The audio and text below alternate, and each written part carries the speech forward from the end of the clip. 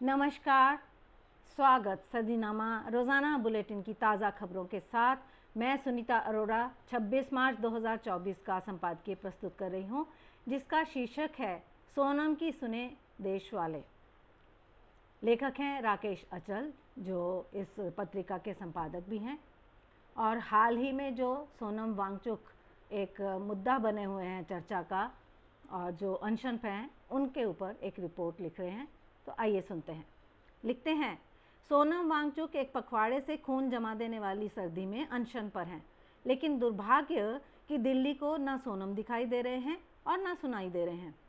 सवाल यह है कि क्या दिल्ली सचमुच दृष्टिबाधित और बहरी हो गई है, या फिर दिल्ली ने जानबूझकर देखना सुनना बंद कर दिया है। सोनम वांगचुक को दिल्ली की सल्तनत नहीं चाहिए। सोनम केवल अपनी जन्मभूमि लद्दाख को पूर्ण राज्य बनाने और संविधान की 6ठी अनुसूची लागू करने की मांग को लेकर अनशन पर हैं। दिल्ली और पूरा देश चुनाव के खुमार में है।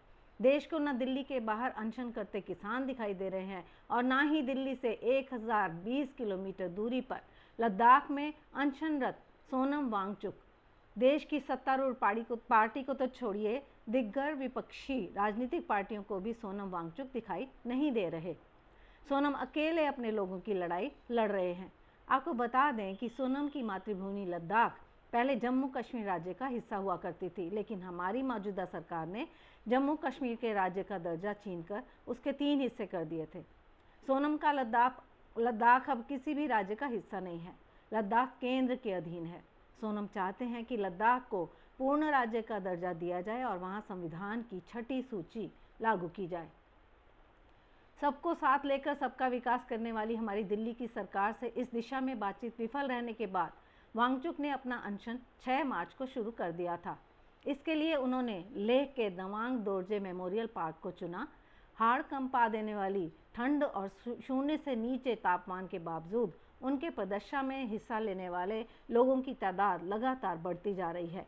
आपको बता दूं कि 3 फरवरी को भी लेह में 6ठी अनुसूची को लागू करने की मांग को लेकर कड़ाके की ठंड में एक बड़ा प्रदर्शन हुआ, जिसमें हजारों लोगों ने भाग लेकर केंद्र सरकार के खिलाफ अपनी नाराजगी जाहिर की थी।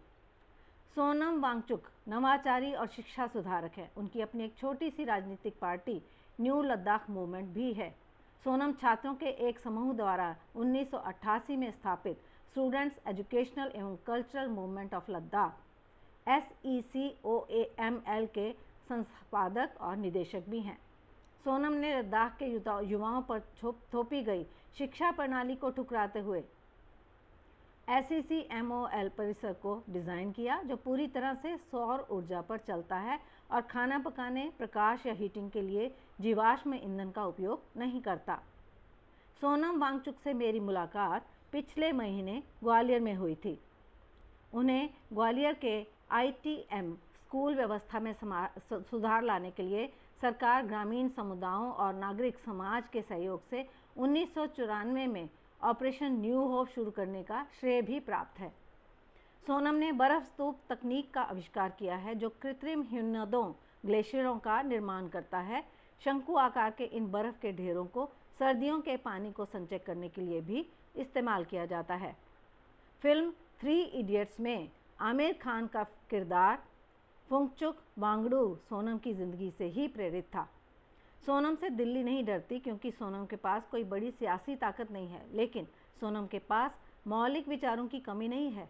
उन्होंने पिछले सालों में जब चीन को सबक सिखाने के लिए बुलेट नहीं वॉलेट का मंत्र दिया, तब चीन की सरकार तक सनके में आ गई थी। उन्होंने चीनी सामान के बहिष्कार की अपील की थी।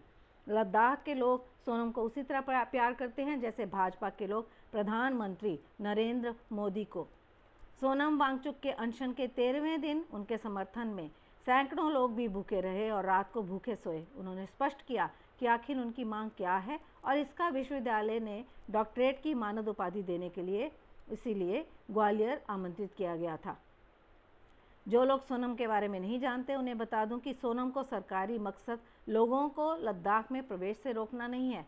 उन्होंने बताया कि 6ठी अनुसूची का मकसद सिर्फ बाहरी लोगों को रोकना नहीं है, बल्कि पर्यावरण के लिहाज से संवेदनशील इलाके या संस्कृतियां, जनजातियों को भी स्थानीय लोगों से बचाने की ज़रूरत है। सवाल यह है कि क्या सोनम की मांगें अनुचित हैं, राष्ट्र विरोधी हैं? क्या उन्हें पूरा नहीं किया जाना चाहिए?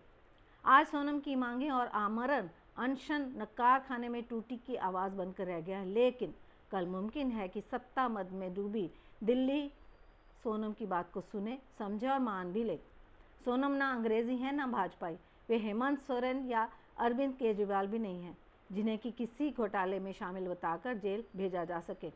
सोनम भूमिपुत्र हैं, इंजीनियर हैं और अपनी पढ़ाई लिखाई तथा तजुर्बों से अपने लोगों को लाभान्वित करना चाहते हैं। क्या सोनम की साधना में भी व्यवधान आएगा? क्या सोनम हार जाएंगे? क्या ये देश सोनम के लिए खड़ा होगा? ये ऐसे तमाम सवाल हैं जो केवल दिल्ली की केंद्रीय सत्ता से ही नहीं बल्कि सभी राजनीतिक दलों और आम जनता से किए जा रहे हैं। क्या आप सोनम के साथ हैं? धन्यवाद। खबर अभी यहीं तक, इंतज़ार कीजिए कल तक।